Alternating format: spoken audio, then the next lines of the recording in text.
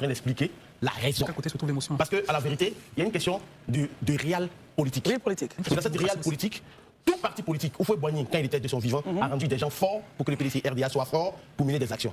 À son décès. Et quand ces personnes-là donc le défiaient ou bien n'allaient pas de cette décision? Le défiait, quelqu'un qui devait une épine à ton pied, tu en fais quoi? Tu retires l'épine de ton pied. C'est aussi simple que bonjour. Laurent Gbagbo, sous son magistère, a rendu des gens forts, notamment des gens comme Marcel Goussot, des gens comme, comment on appelle ça, le député de Yopougon Père, son nom, Atebi. Beaucoup de personnes ont été rendues fortes pour le FPI, mais pour qu'ils puissent diriger, ils deviennent des entrepreneurs politiques dans leurs différentes localités. Aujourd'hui, ça n'a pas changé sur le RHDP. Le RHDP a rendu des gens forts. Parce que la vérité, ce que Arnaud Goyi refuse de dire ou qui veut nous faire dire, c'est qu'on n'a pas dit que le monsieur n'est pas compétent. On a en tout cas, personne on a levé les questions. dit que il y a compétence, mais quand il y a plusieurs compétences qui se croisent, ce qui rentre en ligne de compte, c'est l'engagement et la loyauté.